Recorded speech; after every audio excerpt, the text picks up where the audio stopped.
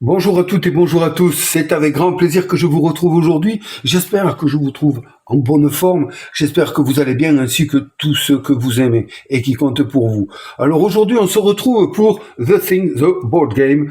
On va lui faire une petite mise en bouche entre nous et puis après, on partira sur une partie solo. Premièrement, pourquoi est-ce que je suis venu sur ce jeu-là? Eh bien, j'y suis venu pour plusieurs raisons. La première raison, c'est parce que c'est un jeu qui me titille depuis un petit moment. C'est un jeu un contre tous. Enfin, allez, non, c'est pas ça. C'est un jeu à rôle caché. Voilà.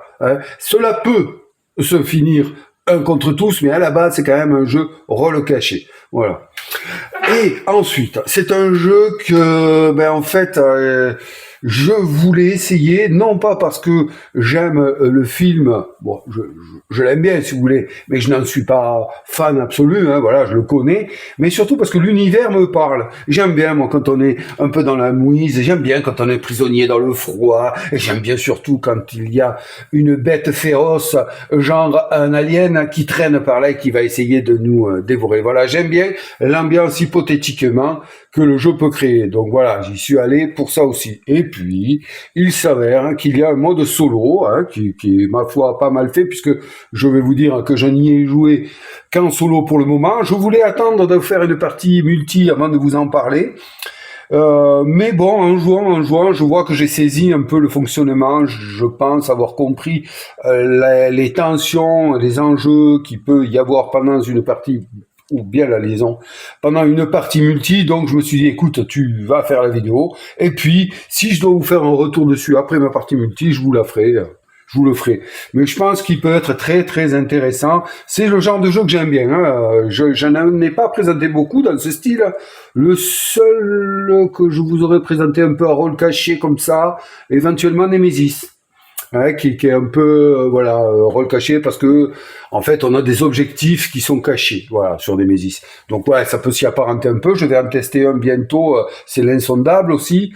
Ça on va faire une partie multi. Je pourrais peut-être vous faire un retour dessus. Bref, voilà. Et la dernière raison, c'est que figurez-vous que je l'ai trouvé à un prix tout à fait correct, d'occasion. Merci si tu regardes la vidéo, je me rappelle plus comment tu es, c'est sur le Bon Coin, je crois que je l'ai trouvé celui-là, à un prix tout à fait raisonnable. Donc voilà, toutes les raisons qui ont fait que je me suis procuré ce jeu. Et bien ensuite, pourquoi je vous en parle? C'est parce que j'y ai joué, et puis voilà, je me suis dit, tiens, il est pas mal, il tourne bien ce jeu. Et puis j'avais envie de vous parler un peu de ce qu'on peut ressentir quand on y joue. Voilà. Petite introduction, un peu longue, c'est pas grave, parce qu'elle n'est pas finie.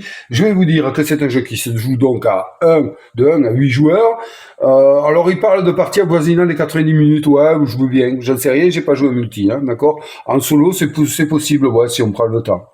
C'est un jeu pour 13 ans et plus qui a été édité par Pendragon Game en anglais. C'est eux les créateurs, c'est eux l'éditeur primordial. La traduction et la production française a été assurée par Matago, égal à eux-mêmes. Aïe aïe aïe, attention critique. Oulala, c'est pas bien critiquer. Non, c'est pas bien, mais il faut voilà, je vais le dire. Non, je le dis pas. Non, je sais pas ce que je le dis pas parce que je sais pas si c'est dû à leur traduction, s'ils ont réaménagé le livret de règles ou pas. Donc voilà, je peux pas dire eux. Donc soit Matago, soit Pendragon Game. Encore une fois, un livret rédigé avec les pieds. Waouh, ouais. Pourquoi je dis ça? Parce que les infos, il y a tout, mais qu'il faut aller les piocher et qu'il n'est pas correctement agencé. Et vous savez mon aversion pour ce genre de livret-là. Bon, ensuite, pour continuer là-dessus, une fois qu'on a compris les règles, ça va, il est simple le jeu. Mais voilà, moi j'aime pas quand il faut aller à la pêche des infos, quand un livret, les choses sont mal placées, mal pensées, ça me monte à un point, ça, moi je ne sais pas. Ayez un peu d'empathie, bon sang de bonsoir. Vous avez le génie de créer des jeux. Vous avez le génie, moi j'appelle ça le génie, parce que c'est pas donné à tout le monde. Mais bon sang, ayez un peu d'empathie quand vous créez vos livres de règles. Mettez-vous à la place de ceux qui vont les lire et essayez de les comprendre. Stop, voilà, c'est fini. Donc c'est un jeu qui a été créé par Andrea Crespi et Giuseppe Cicero. L'édition c'est Roberto Visario et la traduction française, je vous dis ce qui a marqué sur le livre de règles, c'est Raphaël Bioluz, donc la production française assurée par Matago. et la production anglaise par Pendragon Game. Voilà, alors c'est quoi ce jeu? Eh ben ce jeu, vous l'aurez compris, pour ceux qui sachent, pour les sachants, comme on dit, eh ben c'est un jeu qui est issu du film The Thing. Et oui, alors c'est un film qui a été fait par, comment il s'appelle, John Carpenter, voilà, en 1982. Et je vais pas m'étaler plus là-dessus, parce que sinon je ferai mon savant, alors que je n'en sais absolument rien. Je me rappelle plus, moi. Je me rappelle plus, je l'ai vu une fois ou deux, ce film, mais bon, je me rappelle plus exactement les détails. J'avoue que le jeu m'a rafraîchi la mémoire, si on peut dire là, parce que en gros, ils mettent que ce jeu va se jouer dans essayer de reconstituer un peu le film, ce que l'on ressent. Et je vais vous lire vite fait ce qu'ils disent. Alors, The Thing, The Board Game vous immerge dans l'univers du film culte éponyme de 1982, réalisé par un maître du cinéma, John Carpenter. Le jeu se focalise sur les talents d'imitation et d'assimilation de l'alien, dissimulant son identité sous un voile d'humanité feinte. Le véritable objectif de l'alien est de s'échapper de la base et de se répandre sur notre planète. Voilà. Donc la tâche ne va pas être facile, car vous imaginez bien qu'il va y avoir une résistance. Les humains qui sont dans cette base vont essayer d'empêcher l'alien de conquérir le monde. Voilà, c'est ça, on peut dire ça. Alors, maintenant, comment est-ce qu'on va se débrouiller pour parler de ce jeu? Je vais peut-être vous expliquer un peu à quoi ça sert. Donc, en fait, voilà, les humains, quand on est en solo, parce que là, on va parler du solo, de temps en temps, je vous ferai des comparaisons avec le mode multi, du moins de ce que j'en ai compris. Quand on est en solo, sachez qu'il y a 8 personnages dans la boîte de base. Bien sûr, il y a une extension, je crois, et lors du Kickstarter, il y avait des bonus, des personnages bonus que l'on ne peut bien sûr pas avoir là. Enfin bon, je dis rien là-dessus, mais vous savez ce que j'en pense, pareil. Donc là, bref, il y a 8 personnages jouables dans la boîte de base, et quand on est en solo, on va en prendre 6. Voilà, on simule une partie à 6 joueurs. Note, sur le solo, il est pas mal fait. Franchement, ça va. Pour un jeu qui est censé et qui a vocation à être un jeu multijoueur, ils ont créé un mode de 1 à 3 joueurs qui va donner l'ambiance du jeu, rendre l'ambiance du jeu, je pense, assez correcte, mis à part que, bien entendu, les points d'interaction, les discussions, les dilemmes, les trahisons, les persuasions, les manipulations, et j'en passe et des meilleurs dus au multi, n'y sont pas. On va pas se manipuler, on va pas se trahir soi-même quand même au départ. Il y en a qui arrivent, mais moi, pas encore, moi. Donc, on va prendre 6 personnages comme ceci. On va prendre, leurs jetons, leurs figurines. Donc, c'est un jeu à standy pour les personnages. Et il y a 4 figurines dans la boîte de base, toujours boutique, bien sûr, ce qui représente des chiens, voilà, des chiens qui vont apparaître, parce que vous savez que dans le film, il y a des chiens dans le chenil. Et là, pareil, il va y avoir des chiens dans le chenil. Ils vont nous embêter, ceux-là. Enfin, il y a moyen qu'ils nous embêtent. Et donc, voilà, on est 6 humains. C'est pas compliqué de gérer les personnages dans ce jeu. C'est pas parce qu'on a 6 qu'on va galérer. Franchement, dans le solo, c'est voilà. Pourquoi? Parce que fiche de perso. C'est tout ce qu'il y a à savoir. Le personnage, le nom, la capacité. Voilà. Donc il peut être un alien ou il peut être un humain ou un alien. Et sa capacité est très simple à gérer. La plupart du temps, c'est des capacités qui vont permettre d'interagir avec des salles bien précises où justement les humains ont quelque chose à faire. Voilà. Donc lui, par exemple, il va la station météo, vous résolvez son action, utilisez, jetez 2 fois le dé météo. Bon, voilà. Chaque personnage a une façon d'augmenter son efficacité dans une pièce, quoi. Il est spécialisé dans quelque chose. Mis à part un, je crois qu'il sert lui juste à rejeter des dés. Enfin bon, voilà. Donc, ils ont chacun leur capacité, et c'est pour cela, qui est très simple, et c'est pour cela que ce n'est pas un problème de jouer à 6 joueurs. Dans cette base-là, en fait, il y a plusieurs pièces, comme ceci. Alors, d'emblée, je vous le dis, c'est pas compliqué du tout. On a les salles rouges, qui ne servent pas dans le jeu, qui sont uniquement là pour la défausse de jetons, ou en multi, avec celle-ci, la défausse de cartes action, que les joueurs vont jouer. Et ici, ça, c'est la défausse de jetons poche de sang, qui vont servir à faire des analyses. Voilà, on va les poser là. Donc ces cases rouges, ce sont des défausses. Bon. Les cases vertes et bleues, ce sont les cases où, donc on va essayer de se thématiser un peu, les pièces dans lesquelles les joueurs vont pouvoir venir pour faire des actions. Ouais, c'est pas compliqué. Les cases bleues ont cela en plus, qu'elles sont safe, c'est-à-dire que l'alien ou la chose ne va pas pouvoir venir attaquer les personnages qui vont s'y trouver. Voilà, pas compliqué. Donc on a la première case verte qui va être l'armurerie ici, où les joueurs vont venir piocher dans un tas de cartes ici et espérer trouver des bonnes armes. Il y a des armes de corps à corps, il y a des armes à feu, il y a des armes comme le molotov ou la dynamite ou le fameux lance-flamme qui va servir à faire du bobo à l'alien, mais aussi à tester. Rappelez-vous, il y a une scène dans le film, je vais vous la mettre là.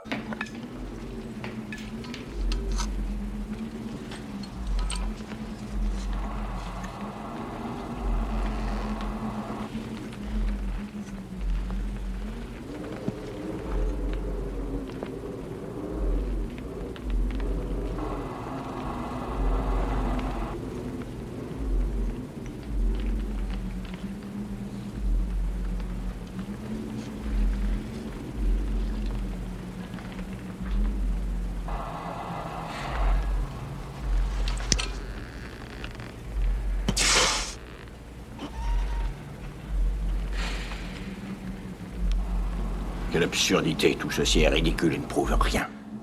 Je savais bien que vous me diriez ça. Vous seul aviez accès au sang. Vous passerez en dernier. Détache-nous! Dis-le, Marguerite! Tire! Allez, toi! Tu vas pas nous laisser crever, nom de Dieu! Fais quelque chose, mon Dieu! Voilà, donc cette scène là, elle parle d'elle-même. Voilà, qu'on peut servir aussi le lance-flamme. Ensuite, ici on a deux pièces comme ça qui sont vraiment le nerf de la guerre. C'est-à-dire que n'oubliez pas qu'on est dans le froid. Alors où se situe le film? C'est dans l'Antarctique, non? Allez, tapez-moi dessus si j'ai tort. Tant pis, je prends la responsabilité de mes erreurs et de mon ignorance. En tout cas, il fait très froid. Hein. Je pense que c'est l'Antarctique, un truc comme ça. Et donc, on a ici une chaudière et on a ici un générateur électrique. Alors, si la chaudière tombe en panne, eh bien, il va y avoir une carte qui va se poser dessus, qui est celle-ci. Hein, elle peut tomber en panne. Je vous rentre pas dans la mécanique, je vous explique ce qui se passe en fait. Hein. Et voilà. Et on va poser un jeton ici. Et quand ce jeton qui sera posé ici, il est où? Il doit traîner par là. Il est là. Voilà. Hop. Va arriver là, tous les personnages encore vivants seront morts de froid et perdent la partie, car l'alien, lui, ne craint pas le froid, et oui, c'est comme ça, c'est écrit. Donc voilà, la chaudière est alimentée en fuel, qui sont ici, elle a sa propre réserve, ici nous avons le stock de fuel pour alimenter la réserve, et le générateur ici, qui fonctionne également avec du fuel, hein, vous voyez ça peut-être même comme un gros motopompe, pas un motopompe, un gros groupe électrogène, en gros. Hein, voilà, ici. Lui aussi peut tomber en panne. Lorsqu'il est en panne, on y met le jeton ici. Panne d'électricité. Bon, c'est moins méchant que quand les génératrices tombent en panne, mais quand même, se trimballer dans le noir sans lampe torche avec un alien qui éventuellement est là et a contaminé des amis à vous, ça peut être très dangereux. Donc, il vaut mieux éviter d'être dans le noir. Voilà. Donc, c'est vraiment le centre névralgique quand même, il faut y veiller. Donc ici, les cartes l'armurerie ici, où on va aller pour prendre des armes, essayer de fouiller des armes, de trouver des armes, excusez-moi. On a ici la pièce verte là, qui est ici. Ça, c'est la pièce météo. Donc là, on va essayer d'aller prévoir le temps qu'il va faire et éventuellement essayer de manipuler le temps qu'il va faire, parce qu'on aura la possibilité de faire une action qui va jouer avec cette carte ici météo et ce dé ici météo là, voilà, que l'on doit jeter à chaque début de round. Hop, ici, nuageux, on se reportera à la case nuageux et ça aura un impact sur la chaudière, sur le générateur, éventuellement sur la chaudière quand elle est pétée, donc on fera celle-là, et l'hélicoptère de secours, voilà, ça le fera avancer en fonction de telle ou telle chose. Et donc, dans cette station météo-là, on va avoir le droit de préparer la météo, c'est-à-dire d'aller la consulter avant, en quelque sorte, pour pouvoir se faciliter le choix de la météo quand on en sera à l'étape là. Voilà, j'espère que je suis complet. Sans que vous connaissiez le jeu, j'essaye de faire au mieux. Là-haut, on a une carte qui s'appelle la carte chenille. Voilà. Hein. Donc cette carte chenille est positionnée sur le chenil. Pourquoi?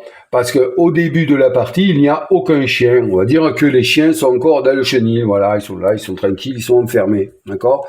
Lorsque on va arriver non, en fait, je vais faire mieux. Thématiquement, non, ils sont pas enfermés. Ils sont sortis. On ne sait pas où ils sont. Donc, on fait notre premier tour de jeu sans les chiens à l'intérieur de la base. Et puis, au deuxième tour, eh bien, en fait, ils ont trouvé comment rentrer. Et là, ils vont rentrer dans la base. Et on va prendre cette carte chenille, on va la mettre dans un paquet de cartes ici, qui sont les cartes lieux, voilà. On va la mélanger à l'intérieur. Et vous verrez que si, à un moment donné, il va falloir tirer ces cartes-là, et si elle ressort, eh bien, tous les chiens qui avaient été enfermés par des personnages, par des joueurs dans le chenil, eh bien, ressortiront, s'échapperont et iront à nouveau dans la base. Bon, c'est peut-être un peu fou, j'espère que je suis assez clair, mais bon, voilà. Donc, au début du deuxième tour, on va justement aller dans ce paquet-là, on va tourner les cartes, ici, laboratoire, et on va placer les chiens dans les emplacements de ces cartes lieux. Voilà. Et dans ce paquet de cartes lieux, il n'y a pas les cartes sales bleues. C'est pour cela que c'est des lieux sauf. Voilà. Les personnages, par leur action, pourront prendre les chiens quand ils seront avec eux dans une passe et aller les bloquer dans le chenil. Voilà, hein, c'est assez sommaire. Je m'en aperçois quand je vous explique, mais bon. Donc on a passé par là. Ici, eh bien ici, c'est la salle de pause. Alors cette salle de pause en soi, elle n'a aucun, je veux dire, on n'y réalise pas d'action. C'est à cet endroit-là que tous les joueurs vont se rassembler. Enfin, on n'y réalise pas d'action, attention quand même. Dire qui servent à conserver la base ou à chercher des trucs et tout. Non, non.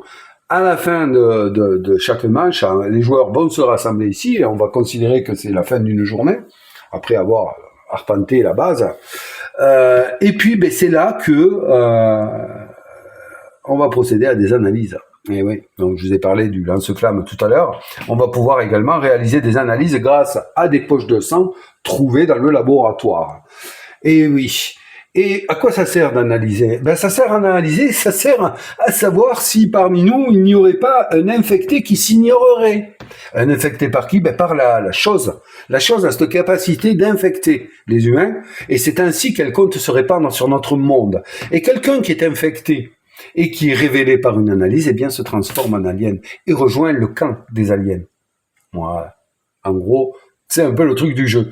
Donc, la phase de test, on va dire, la phase de test est très dure. Et il faut bien savoir que, notamment en multi, lorsque on va tenter une phase de test, il va pas falloir se tromper, hein. Ouais.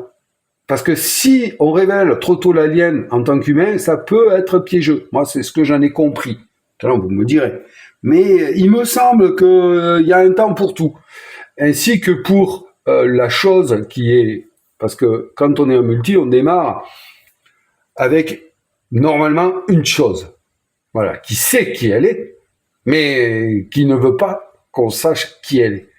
Parce que au début de la partie en multi, il me semble bien que l'alien, la chose est désavantagée. Il ne faut pas qu'elle se fasse choper de suite. Il faut d'abord qu'elle arrive à affaiblir les pièces dont je viens de vous parler et que je vais continuer à vous expliquer vite fait. Qu'elle affaiblisse les humains en ressources, qu'elle leur pose des problèmes au niveau de leur propre installation, de leur propre confort, pour pouvoir ensuite les affaiblir et, elles, essayer de contaminer en même temps avant de se révéler toute seule sans avoir contaminé qui que ce soit. Parce que sinon, ça va être compliqué pour elles, sans alliés, d'arriver à s'échapper vivante. Voilà, en gros. Donc, c'est ici que se passent ces tests-là. C'est uniquement après que les joueurs aient fait leur action, ils viennent se reposer ici. Et là, on peut tester. Et là, on peut également s'échanger des objets. Voilà, parce que on va récupérer des objets. À noter que la main de chaque joueur n'est pas comment dirais-je, n'est pas limitée à un objet, hein. À part, sauf quand on va devenir affamé. Et comment on devient affamé? Eh bien, on devient affamé ici. Alors ici, c'est quoi? Ici, c'est la cuisine et ça, c'est la réserve de nourriture. Donc on démarre, vous voyez, avec 2, 4, 6, 8, 16.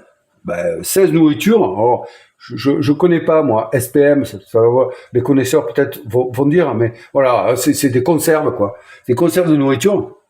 Et donc, Quand on va ici faire une action, eh bien, on passe de la nourriture du stock à la cuisine. Si on ne le fait pas, on mange pas. Enfin, si, mais on va défausser. Donc, si quelqu'un vient faire l'action ici, par exemple, il va mettre 2 blocs de nourriture et ça nourrira tout le monde.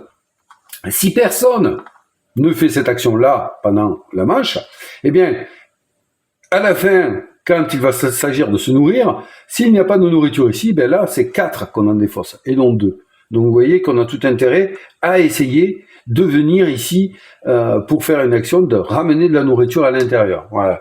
Et quand on meurt de faim, c'est-à-dire quand on ne peut plus se nourrir, eh bien, notre main, dont je vous parlais auparavant, qui est sans limite, va être limitée à 2 cartes en main. Ça peut nous embêter, surtout si on a planifié un plan en donnant des cartes à tel ou tel personnage, et ça c'est bon en multi comme en solo, et on n'a pas fait attention qu'on allait être affamé. Et donc là, on peut perdre des cartes. Voilà. Ici, nous avons la salle laboratoire. Et c'est ici que nous allons venir récolter des poches de sang, figurez-vous. Et des poches de sang, on en a dans ce sac. Alors, il va y en avoir des mauvaises, des périmées, et il va y en avoir des bonnes. Est-ce que je vais avoir la chance de vous sortir ça du sac direct? Voilà, pour info, ça, c'est une périmée. Elle est ouverte, on voit bien qu'elle est éventrée même, merci. Voilà. Et puis ça...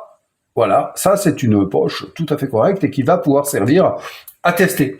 Donc c'est ici qu'on vient les récupérer via une action. Encore une fois, des personnages sont plus aptes à venir faire les actions dont je vous parle et vont les bonifier. Voilà. Alors, je vous ai parlé que le but c'était de s'échapper. Pour les humains, est-ce que je vous l'ai dit? Je ne sais pas. Je ne sais pas si je vous l'ai dit, mais je vous le dis. Je vous le dis. L'alien, lui, la chose, va gagner la partie si elle arrive à assimiler le dernier humain en jeu. Alors assimiler, c'est quoi? Assimiler, c'est tuer. Parce qu'il y a deux choses. Il y a contaminer et assimiler. C'est 2 choses qu'elle peut faire. Donc si elle assimile, là, tu sors, t'es mort. Si elle te contamine, tu changes de camp. Sauf si t'es un alien, mais elle va pas contaminer un alien. Non. Ensuite, elle peut gagner. Alors je vous dis, s'il y a au moins un humain mort de froid dans la base à cause de la piste de congélation, un humain, d'accord? Pas un humain contaminé, un humain. La piste de froid dont je vous ai parlé tout à l'heure. Et ensuite, la chose parvient à gagner si il arrive à s'évader seul ou avec des humains, avec l'hélicoptère de secours, l'hélicoptère de la base ou l'autoneige.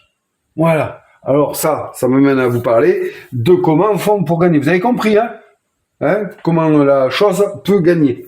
Les humains gagnent immédiatement si tous les humains encore en jeu s'évadent de la base sans aucun alien avec eux. Voilà. C'est-à-dire que l'alien, lui, il peut arriver à tromper les humains et s'évader avec eux. Parce que c'est son but, après tout, c'est arriver à contaminer le monde. Voilà. Parce que vous allez voir, alors en multi, c'est pas mal, la procédure d'évasion, en quelque sorte, elle est pas mal. C'est vraiment, ça donne vraiment comment dire ça, la responsabilité à chaque joueur, de laisser monter à bord, les gens. C'est intéressant, c'est-à-dire que, si par exemple c'est moi qui m'évade en premier, je rentre pas dans le détail pour savoir comment j'ai fait, soit je suis parti avec tel ou tel moyen, voilà, je rentre en premier dans un hélicoptère ou dans le chasse-neige ou dans l'hélicoptère de secours, et à ce moment-là, il y en a un autre qui va vouloir rentrer, et là, je suis tout seul à bord, c'est à moi de décider si je le laisse monter ou pas, d'accord? Mettons, je le laisse monter, alors si je veux pas le laisser monter, non, tu montes pas, voilà. Mais l'hélicoptère est encore là, on parle de l'hélicoptère, là. Bon, ok. Le suivant se présente. Je laisse monter ou pas? Je suis toujours seul à bord. Bon, ça parle, quoi. Vous voyez? Et puis, il y a tout le jeu derrière. Tout ce qui s'est passé, tous les faits, toutes les tentatives de corruption, toutes les alliances, tous les mensonges, toutes les trahisons, voilà, tout ça qui s'est passé avant. Donc, on s'est fait un avis. Donc, lui, je laisse monter, lui, il est sympa, il vient. Et puis, le troisième, il arrive, il se présente. Et puis là, on est 2. Donc il va falloir discuter. Est-ce qu'on est, oui, mais moi je pense que, puis l'autre il peut parler, non, mais laissez-moi monter. Enfin, voyez, je vous ai prouvé quand même, j'ai fait ça, je vous ai aidé, tout ça. Et ainsi de suite. Et l'autre personne qui a été refusée va se représenter, puisqu'on est deux. Et donc, il va réessayer, et ainsi de suite, jusqu'à ce que tout le monde soit monté, ou pas. Voilà, jusqu'à ce que ce soit stoppé. Si je ne me trompe pas, c'est comme ça que ça se passe.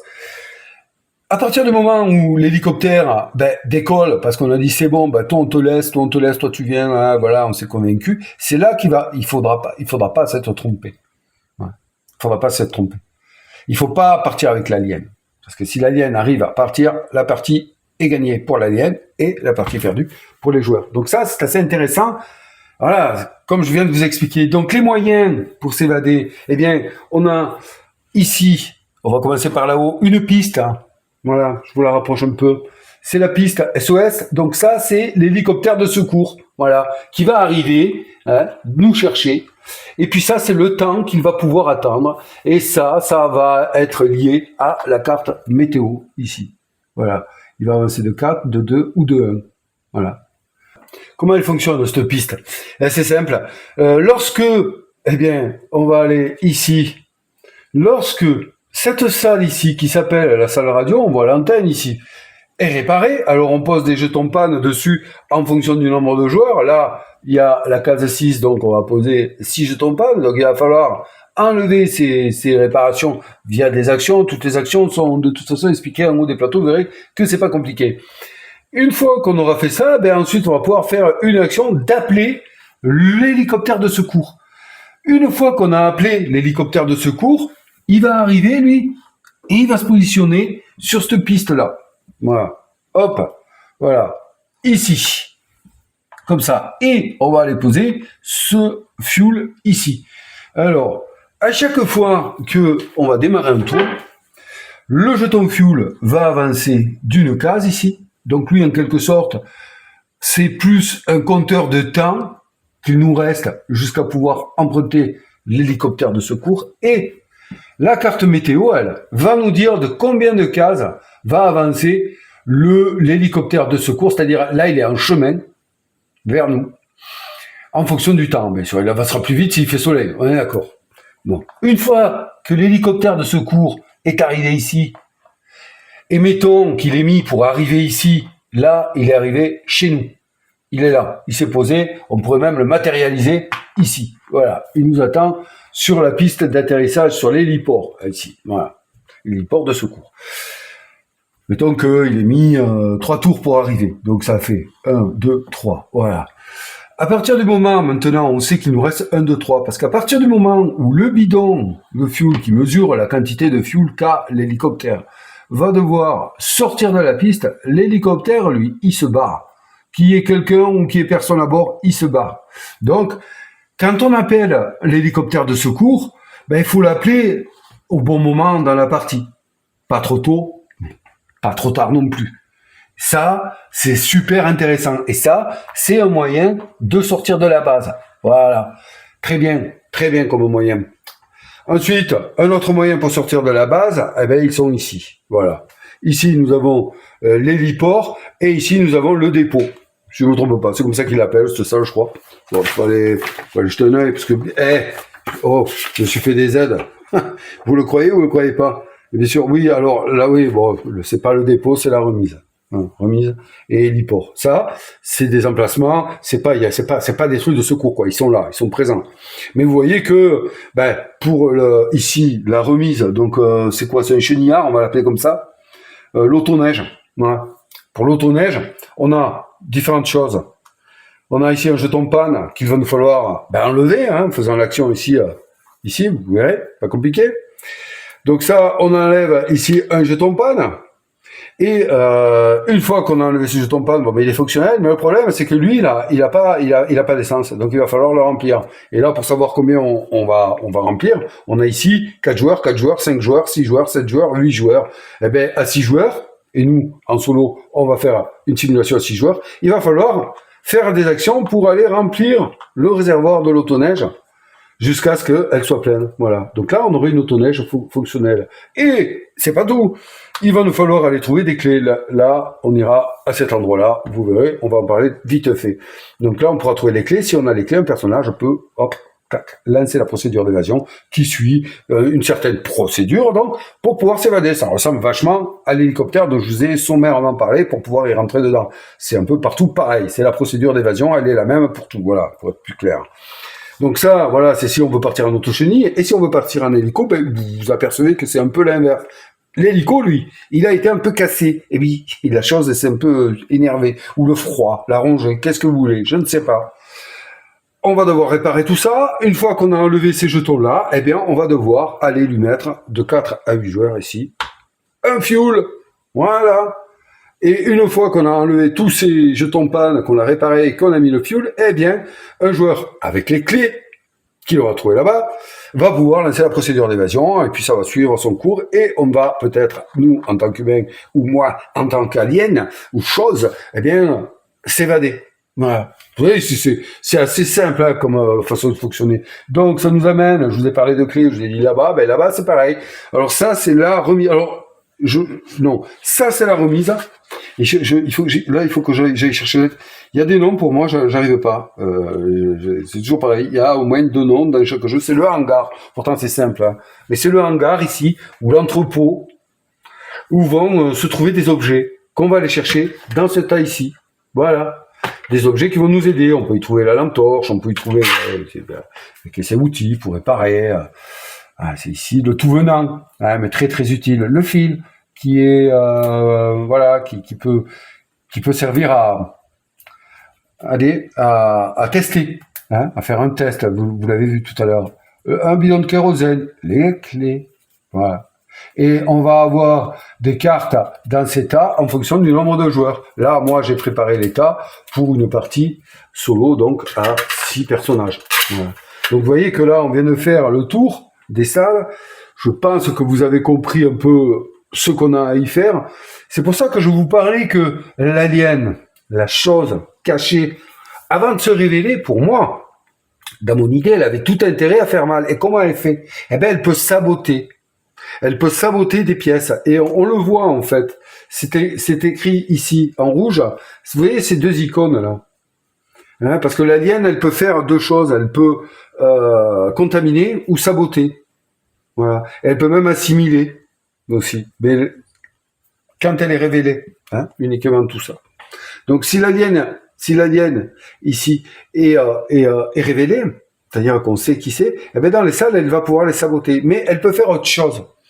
Vous allez voir pourquoi je vous disais qu'il faut peut-être attendre avant. Parce qu'elle peut aussi nuire aux autres joueurs, justement, les embêter. Parce que dans le jeu multi, et ça, il faut que je vous en parle, on va jouer avec des cartes. Des cartes actions, comme ça. Dans le jeu solo, ces cartes actions sont remplacées par des dés. Qui en fait, hein, que sur les cartes actions, bon, mais là, saboté, on a les mêmes icônes. On retrouve sur les dés les mêmes icônes que les cartes actions. Ça, c'est la carte utilisée. Et on a la carte réparée. Voilà. Et donc, ces icônes-là, elles vont servir à faire les actions qu'on a sur le plateau.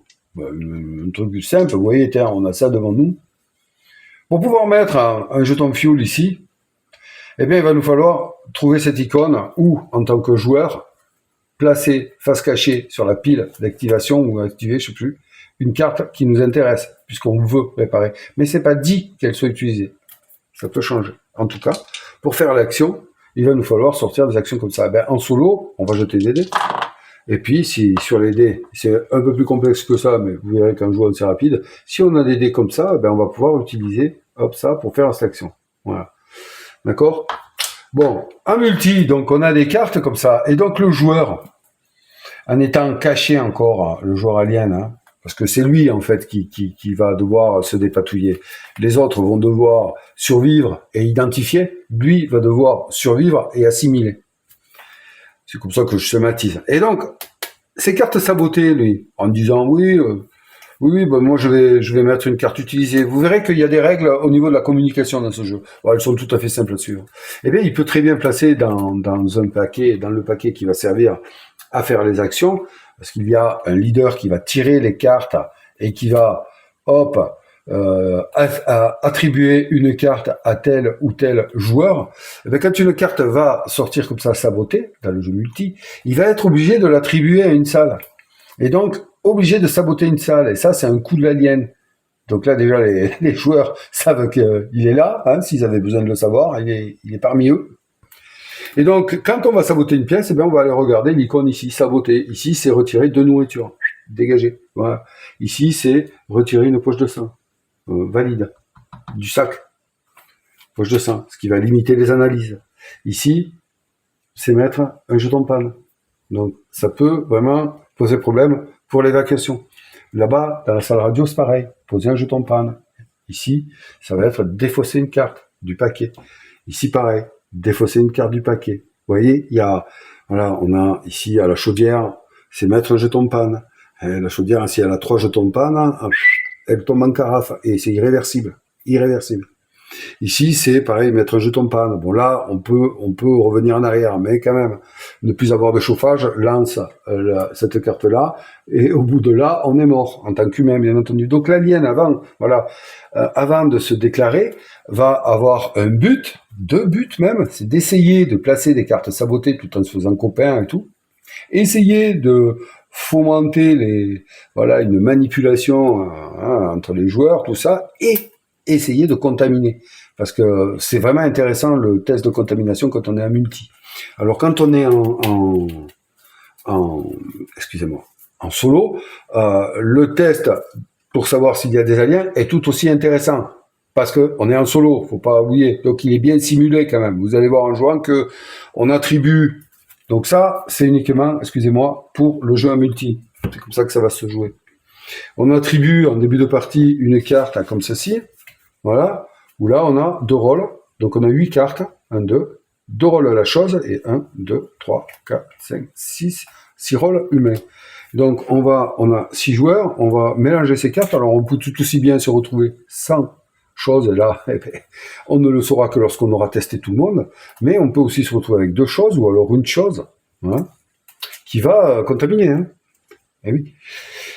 Et donc en testant, on va distribuer ces cartes, on va les cacher dessous là, et puis on ne saura pas, on ne saura à qui on a affaire et qui on est réellement que lorsqu'on va faire un test et retourner la carte, savoir si on est humain ou pas. Si on est découvert en tant que chose, immédiatement on se transforme, et là on est dans le solo, on se transforme en chose. Et du coup on est alien dévoilé, et quand on est alien dévoilé, là c'est pas la même histoire pour taper sur les autres. C'est un peu plus compliqué pour les autres, surtout si on a su se renforcer en contaminant d'autres personnes. Là, je suis passé sur l'outil. Voilà, j'oscille entre les deux, donc c'est très intéressant là-dessus. Il y a une notion et un élément qui rentre en cours de jeu dès le 2e round, ce sont les chiens.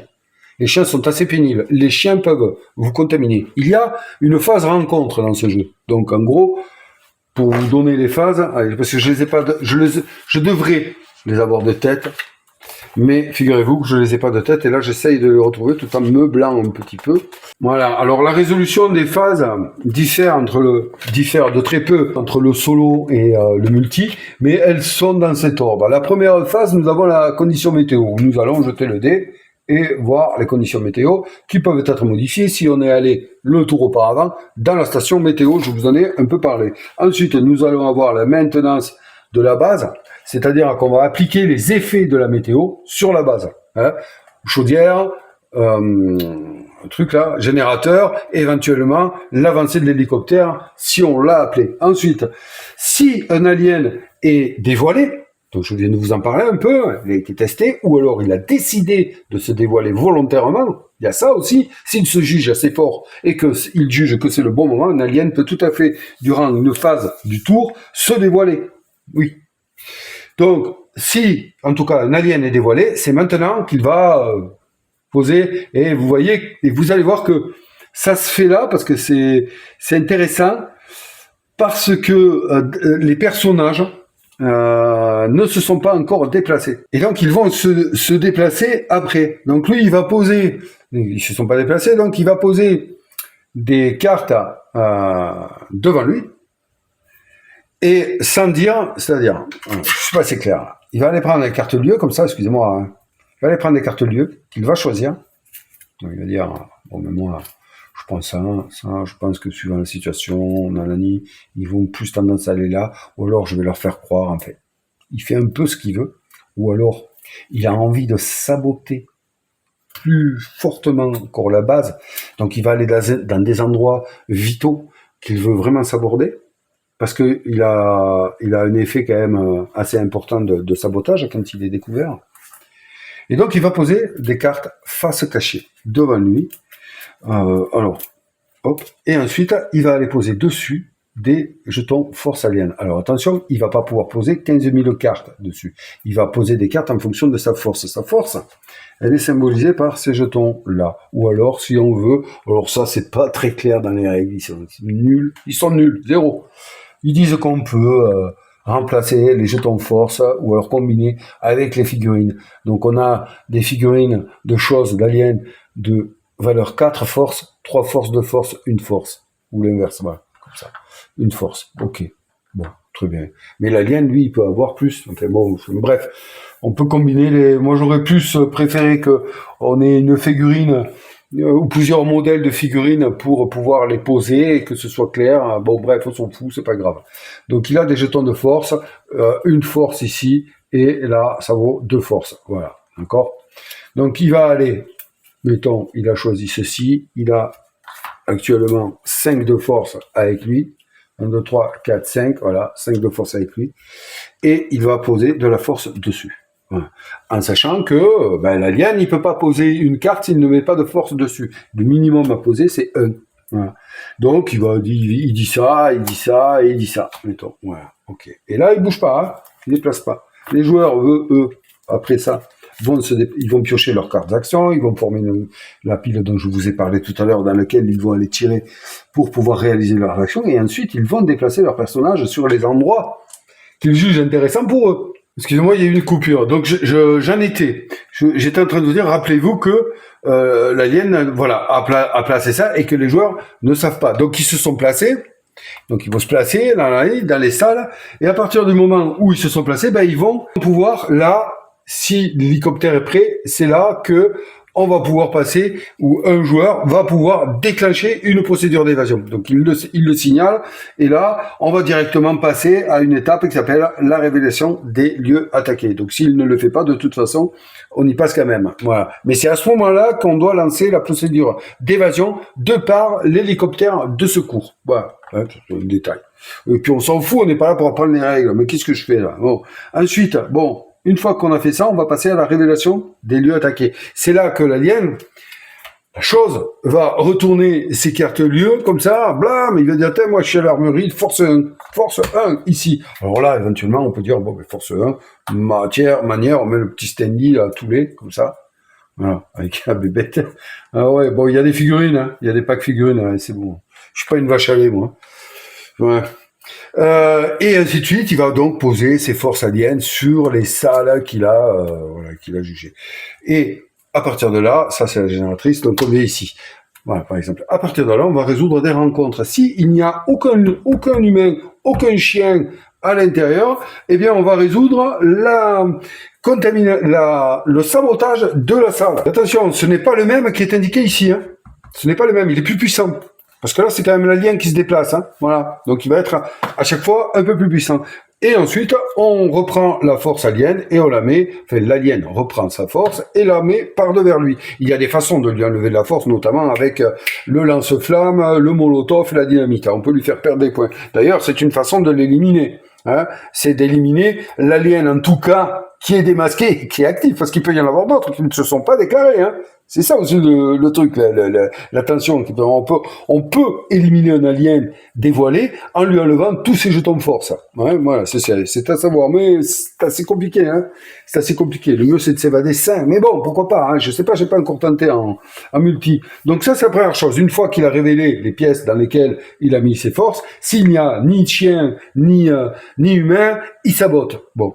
Une fois qu'il a fait ça, qu'on a vérifié ça, toutes les salles où il y aurait des humains, il va y avoir confrontation entre humains. Toute salle où il y aurait un chien, il assimile. Voilà. Il assimile, et en assimilant un chien, il gagne de la force. Voilà. En assimilant un humain, il gagne de la force aussi, je crois. Oui, il ajoute un jeton de force qu'il assimile un humain ou un chien, je crois. Ouais, c'est ça. Voilà. Hein. Donc, il se renforce en assimilant. Par contre, un personnage assimilé, ben, c'est fini pour lui. Hein.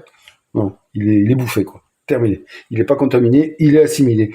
Une fois que ça s'est fait, si la procédure d'évasion a été déclenchée juste avant, je vous en ai parlé, et bien là, les humains auront la possibilité de procéder à cette procédure. Donc là, maintenant, je repasse à l'ordre du tour.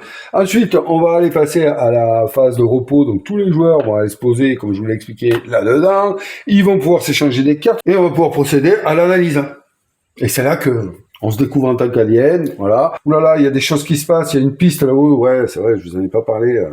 Cette piste-là est assez intéressante, elle va mettre de l'attention, c'est la piste de suspicion, elle est quand même importante, et on en parle maintenant, voilà. Quelqu'un qui est dans le vert n'est pas soupçonné du tout, dans le jaune, un petit peu, puis vous comprenez bien que plus on avance, plus on est soupçonné, mais lui, là, qui représente la force alien, va avancer aussi. En solo, les deux pistes vont avancer, l'une dans un sens, l'autre dans l'autre. Lorsqu'elles se rencontrent, il y a problème. Hein, voilà, il y a problème. On le vivra ensemble pendant la partie. Voilà. En multi, c'est un peu différent. Donc là, je vous ai dit qu'en solo, ils se rencontrent et il se passe des choses. En multi, c'est lorsqu'on est à la phase de repos, on peut s'échanger les cartes et tout. Et il va y avoir une phase de vote. Et ouais, la fameuse phase de vote où chacun va se défendre, quoi. Et accuser, bien entendu. Et ça se conclura à cette phase de vote. Chacun va voter en pointant du doigt un adversaire. Voilà. Si j'ai bien compris, tout joueur, personnage qui serait dans cette case verte est immunisé, quoi. En quelque sorte, il a déjà prouvé qu'il a été testé. Je pense que c'est ça. Donc voilà, il a déjà prouvé que lui, c'était pas un alien pour le moment. Voilà. Et donc, chaque joueur va avancer, en fait c'est ça, hein, c'est les marqueurs suspicion, chaque joueur a ce marqueur-là, va avancer d'autant de cases sur cette piste-là que de doigts pointés vers lui. Voilà. Donc ça veut dire que vraiment il est soupçonné. Et chaque joueur, donc je vous ai parlé qu'on avait des cartes multi, hein, et ces cartes-là on les joue face cachée, je vous l'ai dit. Hein. Chaque joueur qui va atteindre la case rouge correspondante au nombre de joueurs, si par exemple c'est une partie à 4 joueurs, c'est ici, 5 joueurs, c'est ici, 6 joueurs, 7 joueurs, 8 joueurs. Chaque joueur dans le disque de suspicion, on va atteindre cette case-là, mettons on joue à 4 joueurs, là ça veut dire que là vraiment il est hautement suspect, il est suspecté par les autres, sinon il serait pas là, hein, c'est évident. Eh bien lui il sera obligé de jouer ses cartes face visible. Et donc si c'est un alien, je crois qu'il est temps pour lui de se dévoiler, parce que, ou d'attendre un peu le temps qu'il joue ses cartes, mais bon, je pense que là, voilà, il n'a pas su convaincre les autres que ça n'était pas un, et donc là, il vaut mieux jouer franc jeu, hein, parce que sinon, là, jouer les cartes découvertes, c'est un peu, à moins qu'il veuille continuer, hein, à tenter le truc, c'est possible aussi, hein, c'est possible, mais bon, c'est un peu compliqué, voilà, hein. Et en solo, on va le vivre ensemble, sachez qu'en solo, on démarre ici, puisqu'on simule une partie à 6 joueurs, donc cette piste, quand même, est importante, elle inclut une mécanique ici de vote. Voilà. En plus du test, en plus de l'échange d'objets, ici nous avons une phase de vote, toujours dans cette salle de repos et au moment où je vous l'ai décrit. Ensuite, on va passer à la phase de repas. S'il y a du manger, on mange. S'il n'y en a pas, on défausse 4 ici, hein, je vous ai expliqué. Et ensuite, on va passer au déplacement des chiens, là, des chiens. On va passer au déplacement des chiens, en tout cas ceux qui ne sont pas dans le chenil, en défaussant des cartes lieux comme ça, et hop, en les mettant sur les cartes lieux. Il est à préciser que le paquet aura été remélangé, bien entendu. Voilà. Et ensuite, une fois que ça s'est fait, on va repasser un nouveau tour, nouvelle manche, j'ai 2 dés de météo, et ainsi de suite. Voilà. Et on va avancer jusqu'à ce que l'un des deux camps ait atteint les buts dont je vous ai parlé. Et bien les amis, voilà, on a fait le tour. J'espère que ça n'a pas été trop brouillon. J'ai essayé de synthétiser tout en n'étant pas trop carré comme je le faisais il y a 2 ans, là, je crois.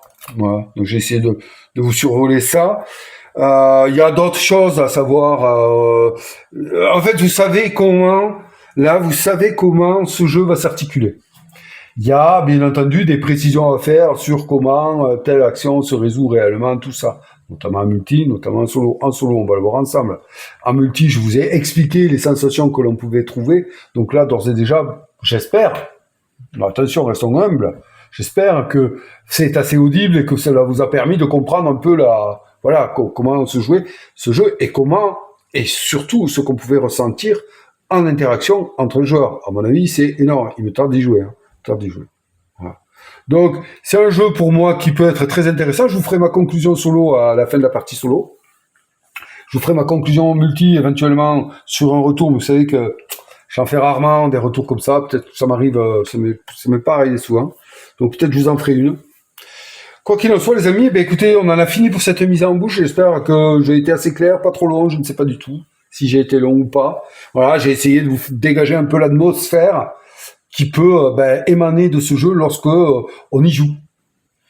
Donc pour ceux qui veulent en savoir plus et en voir plus, je vais vous revenir très bientôt pour une partie solo. Pour les autres, j'espère que j'ai répondu à vos attentes, que vous n'êtes pas venus voir cette vidéo, que vous n'êtes pas tapé cette vidéo pour rien, qu'elle vous aura amené quelque chose au moins. Voilà.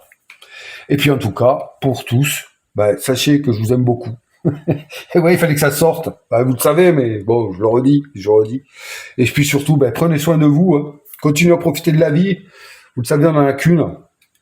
On en a un peu parlé déjà. On en a qu'une. Donc profitez-en bien. Soignez ceux que vous aimez. Soyez avec eux. Et puis, je vous dis à très bientôt les amis pour une autre vidéo. Bye bye.